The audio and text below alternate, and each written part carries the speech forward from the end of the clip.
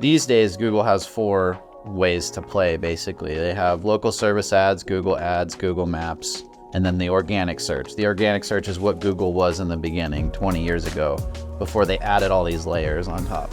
You know, we did the Google AdWords or Google Ads for a while, and then we worked on the SEO, which covers the Google organic search and the Google Maps. And then in the last 12 to 18 months, Google unrolled this local service ads thing and popped it right on top of the page. So now there's 4 areas. There used to be 3. Before that, there was 2. And in the very beginning, there was just one way to be on Google. And so these days, what we do is we just help our clients get on Google, just like we always have. But now there's 4 different ways to do it, and each one takes its own approach or strategy. So your marketing offer has been kind of adapting over time, Adapt Digital. So how long have you been in business now? 5 years on this? Going on 6. 6 or 7 now. So I'm just for a baseline of how your business works and what you guys do, how do you feel like it's changed over the last 6 years? How did it start and kind of where is it going towards? Well, in the beginning, I was just building websites for people because I thought, get website, get customers.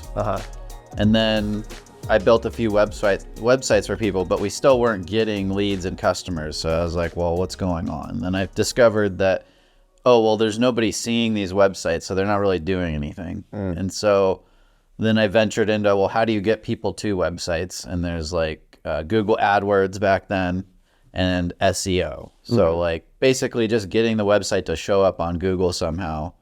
That was the main way to move things forward. So I figured out how to do Google Ads, I figured out how to do SEO, and then was combining that with building websites and started to actually get results.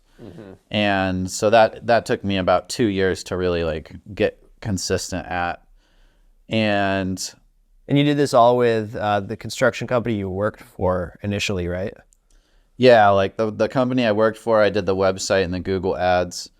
For my own company, I did the same thing, but we were in Google Ads for 3 months in one slow winter and got 5 bathroom remodels and then just turned them off because we didn't need any more. Yeah. And then by the time spring came around, our SEO had kicked in enough and the business picked up enough that we'd never had to run ads again. Nice. So I would say, that was about 2 years in, and we spent the next 2 or 3 years just getting better at those things and doing them over and over and over again for different companies. Because our clients are local service businesses, and it works the same for all of them. It just depends on what level of competition they have. That dictates how good you have to be. Because one of the misconceptions I had in the beginning was oh, well, we just need to be the best in the world at this. And that was my only gauge. But eventually I figured out we actually only need to be a little bit better than the next best company in our area as far as online marketing stuff goes. And then we'll win. Yeah. And so then it became a game of, well, let's figure out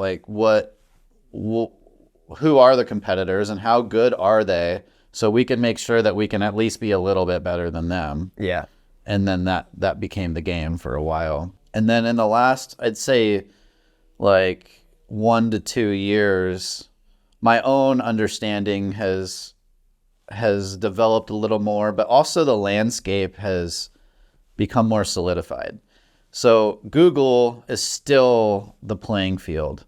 If you want to get leads online, if you want to get customers online as a local service, Google is the place to be. There's, roughly 90% of people are going there when they're searching for something. And so if you're not playing on Google, you're only competing for 10% of the jobs that are out there. And these days, Google has 4 ways to play, basically. They have local service ads, Google Maps, and then the organic search. The organic search is what Google was in the beginning, 20 years ago, before they added all these layers on top. And so, we did the Google AdWords or Google Ads for a while, and then we worked on the SEO, which covers the Google organic search and the Google Maps. And then in the last like 12 to 18 months, Google unrolled this local service ads thing and popped it right on top of the page. So now there's 4 areas. There used to be 3. Before that, there was 2. And in the very beginning, there was just one way to be on Google. And so these days, what we do is we just help our clients get on Google, just like we always have. But now there's 4 different ways to do it, and each one takes its own approach or strategy. Local service ads, you're buying calls from Google, so it's pretty straightforward. You sign up, you get approved with Google, you put your credit card in, and now you're going to show up there at the top of the screen next to one other company, sometimes up to 4 other ones. And they pull your reviews in from your Google Maps listing onto this ad. And so you're competing on that number of reviews. And that's the main way you're competing. So we help our clients get signed up. We help them monitor it. We dispute bad leads so they're not buying calls that aren't good. And then we help them get those reviews. That's how we compete on the local service ads. Right underneath local service ads is Google Ads, which is your classic pay-per-click model where different companies get to bid on a click auction. So basically you just buy clicks, and if your website's halfway decent, for every so many clicks, you're going to get a lead, and for every so many leads, you get a customer. And you're not competing on reviews there. You're just competing on like the words that you say, and all you really have to do is make sure that you're saying the right words and you're showing people what they're looking for. Underneath Google Ads is Google Maps, and it's similar to local service ads. You're competing on those review numbers, but you're not buying calls. It's all organic. So getting yourself to show up on Google Maps when people are searching, there's a whole game to be played in that area. I have a ton of videos on that, but it's proximity based, it's relevancy based, it's authority based, like how many reviews you have, how does Google look at you stacked up next to your competitors as far as like how relevant you are to whatever they're searching for, and all that kind of stuff. And then underneath that is organic search. And so while we used to try to focus on like one thing at a time, website, SEO, Google Ads, now what's required is more of a holistic approach of, okay, we know we want to be on Google. Here's the 4 ways we can show up, and we have to look at the competition level on each one. We have to look at the business, where they're at, how many leads they're getting, how many they need, what their budgets are. And I say budgets plural because each one of these things requires a different budget, and how much you allocate to each one depends on your specific situation. So I'd say the biggest change lately is the way that customers come in to work with us. You know, we used to come in and people would say, I want Google Ads. And so we'd say, okay, sure, we'll do Google Ads for you. And then we would just see how it worked. Or someone comes in, I want organic leads, and they're in like Los Angeles. We had a guy like this. He was very, very, very attached to the idea of getting organic leads and just being on that organic search in Los Angeles, which is possibly the most competitive market for construction companies. And so we spent a couple years getting him to rank on organic search, but it didn't really get him all the leads that he wanted. And that's because organic search is the bottom section of Google these days. And there's 3 other areas that he wasn't concerned about showing up in. And so just through all this experience of working with hundreds of companies at this point, I've discovered that usually when people come in, they might want one thing or another, but oftentimes that's not actually what they need to do to get the end result they want, which is more customers. So these days, if anyone wants to work with us, they have to start by doing an audit with me, where I go in and I look at their market.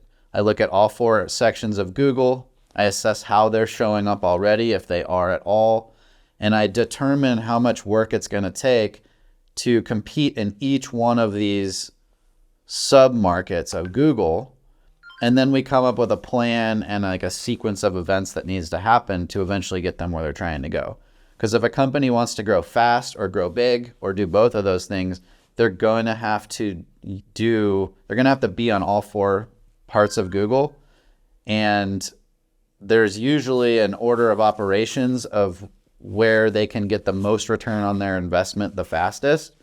But the people that come to me that want to go as fast as possible, we do all 4 of those things as fast as we can.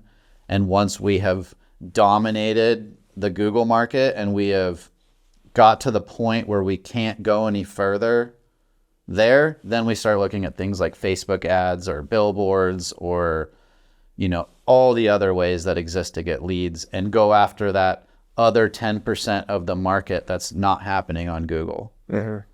So it sounds like rather than letting them like dictate what services they want from you, you're taking more of a diagnose and prescribe approach. Yeah. And then the foundations of marketing have stayed the same, but now there are just some extra layers on top that people need to tap into. Yeah, the foundation's the same because the game still happens on Google. Mm-hmm. And until that changes, that's where we're going to focus. Yeah. We're here to get the end result. We don't care where the playing field is, but the playing field now is on Google.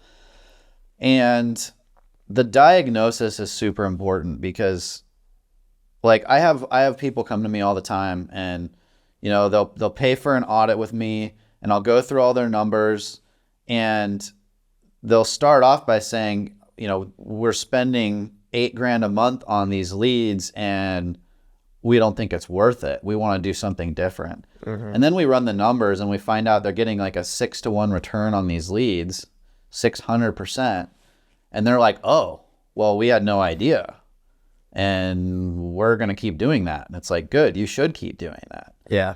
And so I've had a handful of people come in wanting to do Google ads or something and just having me walk through their numbers and then they leave and they never come back because they're like, cool, we already are doing well. Yeah. And I also have other people that, maybe they're killing it in like organic and they're getting a certain amount of leads from that, but they can't really get more. They have to start venturing into the pay to play game, which is the local service ads and the Google ads. Yeah. And we'll run through their numbers that they're getting on organic. And then we'll knock them down a bit because whenever you're doing paid advertising, it's always going to take more leads than it's going to take getting organic leads from your website. Because they're a little colder. Yeah, because they're a lot colder. And it's like, referrals, maybe half of your referrals turn into customers. Maybe a quarter of your website contact forms turn into customers.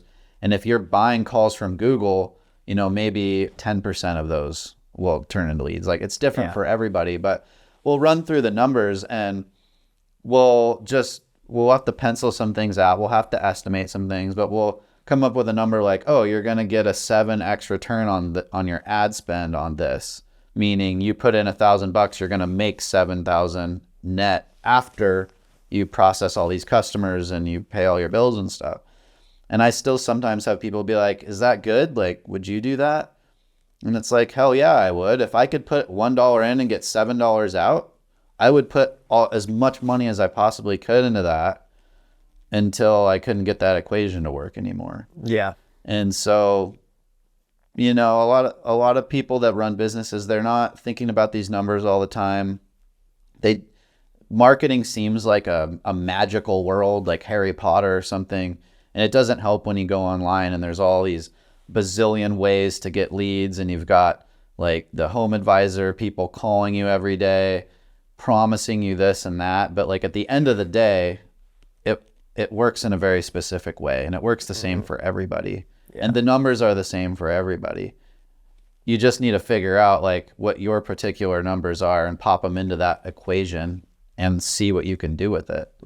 And if you're doing any kind of marketing and you're not paying attention to those specific numbers, then you're always going to be flying blind and not sure if it's working. And sometimes you feel like it's working great and sometimes you feel like it's not.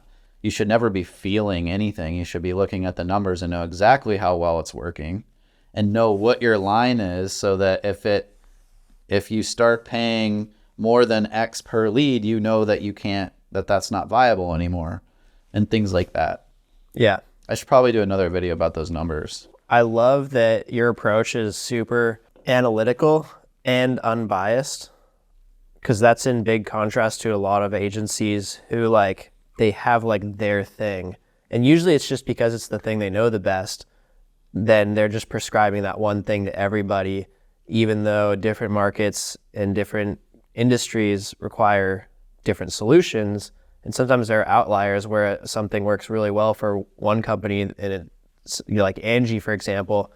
I like that, you know, obviously Angie is frowned upon, but even you will say that some people get great results with it. And if they are, then they should keep doing it. And it could even be worth a try, you know, as long as you don't get sucked into one of their crazy contracts. But that is something that I love about you, is that you look at like just no bias, what's working, what's not, and let's do more of that and less of this. And, oh, let's try this thing out and see if it works. Oh, it does. Let's keep doing that. Let's not. Because yeah, I think in business owners too can get sucked into believing that one way is the only way, whether it's from marketing gurus who are pitching their stuff or whatever. But yeah, I mean, I was guilty of that forever. Like the reason I have this holistic approach and view now is because I've done what you just said in the past, where it's like, I know SEO really well, so SEO is my answer to everything. Yeah. And it took 6 years of doing this and seeing hundreds of situations and dealing with all sorts of marketers to finally see the big picture. Yeah. And so that's how I talk about it now. And that's how my company is developing, is like I'm training my whole team to look at it from the big picture. Because the end goal is our clients need leads, and they need to turn these leads into customers. Yeah. And they need to turn these customers into referrals and repeat customers. And so as long as we're focused on that end goal, then we can look out into the world and hopefully unbiasedly figure out what the best approach is. And each company needs to play the game the same way, but their approach needs to be slightly different. Did you name your company Adapt, knowing how adaptable you guys were going to be? Yeah. Yeah. Yeah. That was like the philosophy behind it.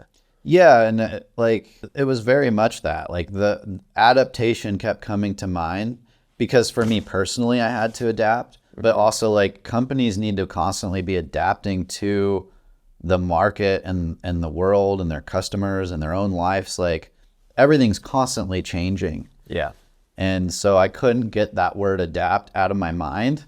So eventually I just said, screw it, I'm just going to name it Adapt. And it wasn't without its repercussions. Like, a lot of people call it Adept. Yeah.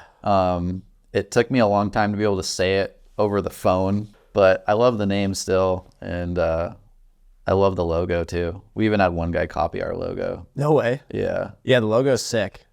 Yeah. I think in a lot of places it shows up really small. So if anyone's watching and they haven't realized how cool it is, go zoom in on it somewhere. Yeah, well, a lot of people don't know. I don't know if you'll be able to see it, but like, so the logo is actually, when I made it, it's like me. It's the story. Yeah, of I me. only just noticed the snowboard like a month ago. So like, it's like I was a little monkey when I was a kid, and then growing up, and I played baseball. I wanted to be a professional baseball player. And then I spent a few years as a ski bum. And then I was a private chef for like celebrities and bankers and stuff.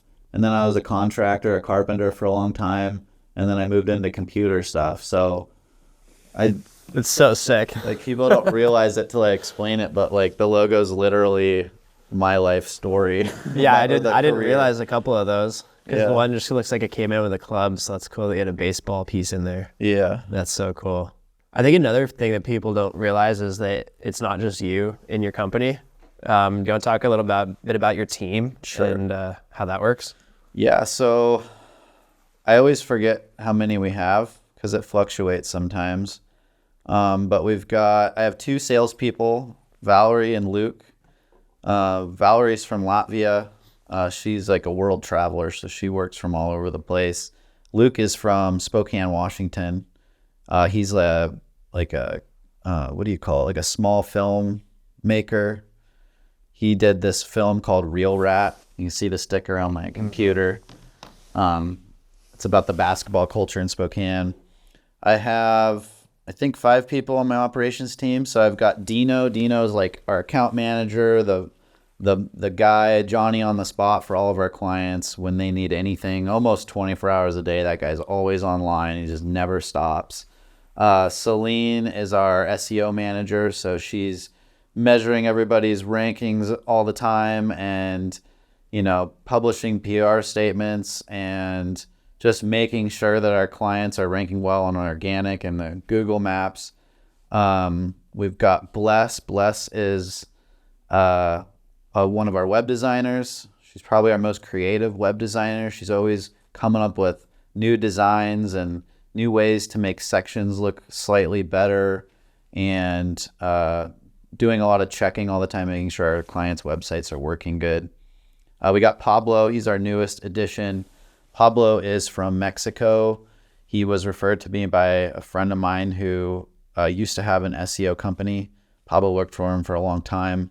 And my friend Greg spoke very highly of him. So even though we didn't need anybody at the time, I always hire good people when they come along. So we hired Pablo, and he's been doing really good. He's kind of our writing expert, and he's practicing how to use ChatGPT to convert the words and the language that our clients say into posts and text that can be posted online and look as if the clients wrote it themselves. We've got Ivy. Ivy's like our floating SEO assistant. She, she's doing a lot of the technical SEO, naming images, fixing title tags, doing a lot of the things that most people don't even know about, but that have like a really big impact on how Google reads a website and knows what's going on. And who else? Dude, that was a big tip you dropped about Pablo, though. It's so powerful to be in a position as a company where when talent comes across your desk, you can scoop it even if you don't need them right then. Because like that is how you build an A-player team 100%. Yeah, like I'm definitely overstaffed, but like it's fine because we're going to be growing a lot and continue to grow a lot. Yeah. I've got Jamie. Jamie's like our special operations. She's spent the last 6 months mastering the high-level CRM platform and getting training, like setting up our client CRMs, training them on them. She's becoming quite adept at the sales processes of our clients and making sure our clients are following their own processes and things like that. And then finally, I have Dominique. She's like my executive assistant. She's half the time, if you're talking to me on email, you're talking to her, and she's slowly becoming kind of a manager of the company because she's watching what I'm doing and trying to anticipate what I'm going to do next and then just doing it ahead of me. And so that's our team. They're all amazing people. I'm really blessed to be able to surround myself with such cool people, and it's been really fun to watch everybody grow and get better and learn and have opportunities that they didn't have before and continue to forge their own opportunities moving into the future. Because my philosophy for running a company is I'm not a super corporate guy. Like I want everybody to be involved in everything. I want them all to know what's going on in all departments. I want them to try new things. I want them to tell me when they're bored with certain tasks so we can automate them or hire someone new and start training them to do that so that they can continue moving up and doing things that interest and inspire them. Because I've just found for myself and for them included, it's if you're inspired to do something, you're going to do 10 times better than if you're just going through the motions. So they inspire me, I inspire them, and together we've, doubled this company every year, and our clients are happy, I'm happy, they're happy, we're all crushing it. Yeah, man, those are some great leadership tips, and it's no surprise that you guys are doing well. Because people always say like happy clients, what's the phrase? It's something that rhymes. But it's usually about happy clients, but I've always been of the belief that happy employees, happy clients, happy business. Like the employees have to come first, because if they're happy, then they'll do amazing work. Yeah. And they'll stay forever. Yeah, I was talking to someone about this yesterday because they're talking about how the clients they were working for, the projects that they were doing, they weren't really rewarding to them. They weren't giving them that feedback of like, or that fulfillment of really feeling like they were helping and like providing value to people. And when they were saying that, I was just thinking, I didn't anticipate it before, but now that I have so many people working at my company, like I am just as concerned about them as I am for my clients.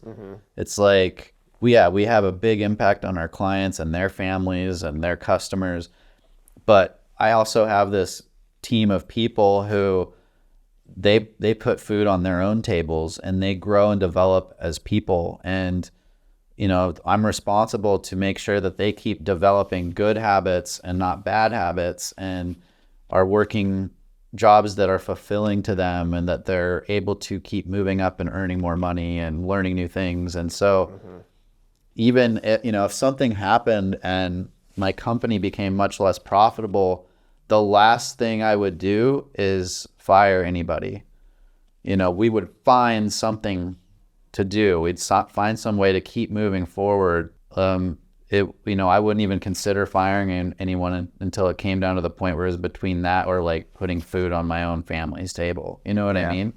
Like, especially during COVID, I looked at it like the company, my business was like a boat and we're all rowing it. And it's like the last thing I would do is throw anyone overboard. And I told everybody that, it's like, look, times are tough. Like, we don't know what's going to happen, but like, just know that you're secure in this job, as secure as you can be in a job. Like, this one is secure, you know? So that's really important to me. Yeah. It sounds like you're definitely building like a legacy business that is gonna, well, it already is much more than you, but it'll go above and beyond just you, and it'll probably last beyond you as well. I think it will, because the switch happened a few years ago where I realized that I was the thing holding the company back.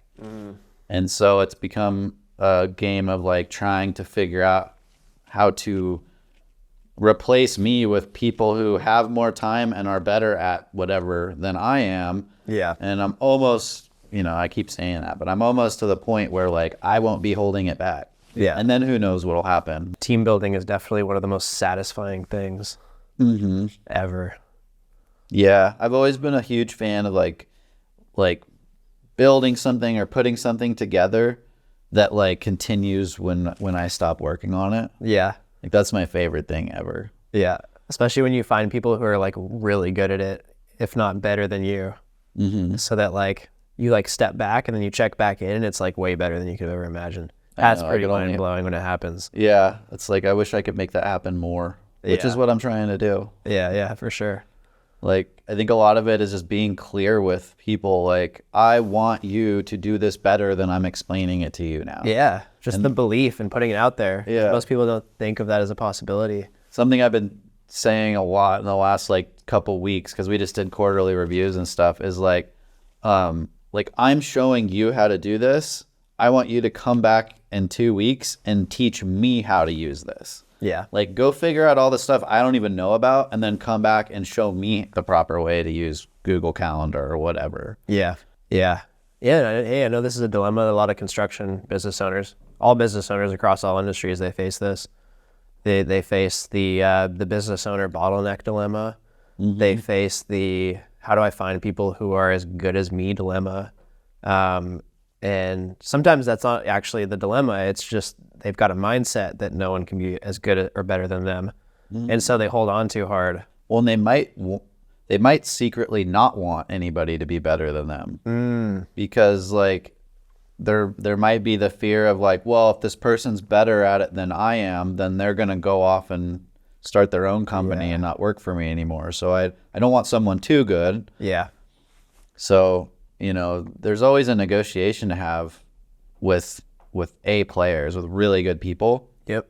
And I think like the top of the top people, oftentimes they don't want like a long-term career. Sometimes they do. If you find one that just wants stability and they know exactly what they want to do and what they don't want to do, and working in your business fits that criteria, awesome. But there's a lot of people that can come in, and it's like they want to come in and get you from point A to point B and then leave and go do something else. Yeah. And so sometimes people will get you where you're trying to go, but then it's going to be someone else that gets you to the next stage. Yep. And going into it with that in mind, sometimes you can negotiate with people who you couldn't just hire as an employee, but you could say, hey, come in for 6 months, help me do this. Yeah. I'll pay you as a contractor. You can do whatever you want otherwise. That happens a lot these days with like the fractional CFOs and stuff like that. Yeah, I've always had those conversations with new employees or even prospective employees of like, what are your plans? What are you looking for? And whether or not you're going to be a lifer in this company, or this is just going to be a stepping stone and you're here for 1 year, 3 years, 5 years, I'm going to do whatever I can to make sure that by the end of you working here, that you are way better than when you came in, more equipped to, find a higher paying job, to cross industries, to do whatever your goals are. And then just in return, I just ask that you do the same thing for our business, that when you leave, you've left it better than when you got here, so that we both benefit from your time being here and we're not like going backwards at any point. Yeah, that's really cool. I do the same thing. I have this conversation with every individual person at my company all the time, is like, look, I don't expect you to stay here forever. If you want to, you can, but like, just be honest and clear with me about what your goals are, and I will be honest and clear what my goals are. Yeah, and we can help each other reach those goals. Yeah. If your goal is to go off and start your own company in a year or two, I will help you do that. Yeah, that's in return, you help me do what I'm trying to do now. Yeah. Ironically, like that pitching them of like, you don't have to stay here forever, and I'm going to make sure that wherever you go afterwards, you're going to be better suited for that too, or better prepared for that. I think ironically that actually creates more lifers than anything else. Cause it's like, maybe they were only planning on being there for 2 years, but at the end of it, they go, man, how am I going to ever find a company that was as supportive and focused on my own personal growth as this one? That's how it is for me, for sure. Is like, I have people I've never had anyone quit. Ever? Nope. There's huge. Been some people who got fired, but no one's ever quit. Yeah. I just realized that. That's cool. Yeah. It's a big deal. Yeah. And it's cool because it's like I think our most senior person's been around for like 3.5 years. Yeah. And so it's like, man, imagine how badass they will be at 10 years. Yeah. Yeah. I love that you keep bringing up like these 10, 20 year time frames, because most of the conversations I have are even like the things I think about, it's usually on much shorter time frames, like 1, 2, 3 years. But yeah, if you expand out what can be accomplished in 10 to 20 years, it's gargantuan. What was the Tony Robbins saying? People overestimate what they can do in 6 months. 6 months. Wait, is it the other way around? Yeah, people overestimate what they can do in 6 months and underestimate what they could do in like 2 years. Yeah, like that. Or 10 years. 10 years, yeah. Yeah. Well, it's been a natural thing for me for 2 reasons. One is that my company's been around for 6 or 7 years now, so I can easily imagine going another 7 years. Yeah. It goes by in a heartbeat. Yeah. But then the other thing is, probably like around year 4, we got out of survival mode and could start doing more of like the self-actualization of like, well, okay, we're good now. We don't have to take every client and do every project and blah, blah, blah. So what do we actually want to do? And what's going to be the most beneficial to us and to our clients? And so when you start to think on that horizon or that plane, then the horizon goes out a lot further, because it's no longer like, I need to make this in 6 months or we're going to go to business. It's like, okay, we can easily be in business in 10 years from now. So what could that look like if we do what we want to do? Totally. Yeah, that's humongous. Okay, so back to like how the service works and how your business has changed. I know the crux of your service is the audit, because that's basically the diagnose and prescribe portion that then feeds into all the other services that you provide. What kind of questions do you ask in the audit to help your clients figure out where to start and what kind of marketing to do? So I always get the basic information, like where they're located, what services they provide, and I ask their numbers. So like, what is your average client value? Take the last 100 clients you had, take the net profit you made from those 100 clients, and then divide that net profit by 100 to get your average value. And then I'll ask how many leads you're getting per month, and I'll ask how many sales you're making per month, so I can figure out how many leads it takes to make a sale. And then we'll work backwards, and let's say that they're making 5 sales a month and they want to make 20. Then we can work backwards and figure out how many leads that they're going to need. And then I also ask like what kind of marketing they're doing or have done in the past, and how well did it work. If I can see numbers, that'd be great. And then I ask them to identify who they think are their top 3 competitors in their area. And I ask about their goals. Where do you want to be in 3 years, 5 years, 10 years? That's our questionnaire. And then I go off and I just do my own research. So I crunch all their numbers and figure out what they need to do in that regard. And then I go to Google, because Google's the playing field, and I will do some searches as if I were their customers, and I just look at what Google's showing me. Is this company showing up? If they are, where are they showing up? Who are their competitors? How many are there? Who are the strong ones? And what I'm looking for is I'm trying to figure out like how strong of an online presence does my client need to beat the competition that's out there, or at least compete with them. And then based on the number of leads that they're going to need in their time frame that they gave me, I'll create a projection of the stepping stones they'll need to take to get there, and just create like a roadmap of, okay, we're going to do this for the first 3 months, and then in the second 3 months we're going to add on local service ads, and then in the 3 months after that we'll add on Google ads, and here's our numbers that we're shooting for with each one, and just kind of lay out a roadmap and a game plan. And then I'll sit down with them and we'll talk for an hour or two, and just, they can let me know of any information they didn't provide in the worksheet. We can go over my action plan, look through the research that I did, make sure they understand like where I'm coming from and why I think these things. Because once you understand how this stuff works, it's very common sense.